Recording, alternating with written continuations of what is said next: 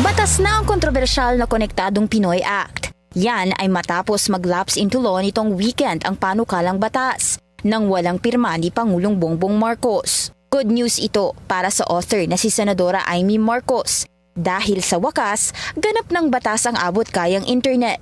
Anya, wala na raw batang mahuhuli sa klase o kaya naman OFW na mapuputulan ng tawag sa pamilya.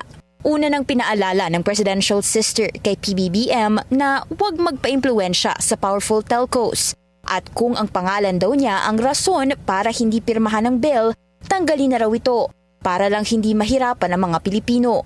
Matatandaang may rift ang magkapatid, lalo na nitong nagdaang eleksyon nang kumalas ang senadora sa admin slate at i-endorso siya ni VP Sara Duterte. Ikinatuwari ng sponsor na si Senator Alan Peter Cayetano ang pagsasabatas ng bill.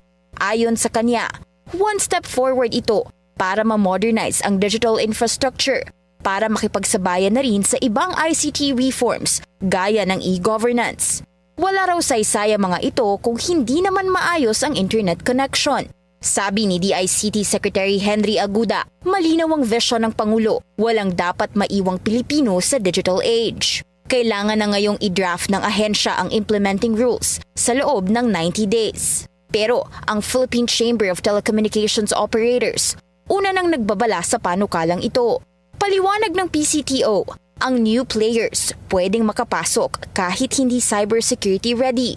Exempted ang new players sa batas na makapag-secure ng Certificate of Public Convenience and Necessity, pangunahing safeguard sa regulasyon.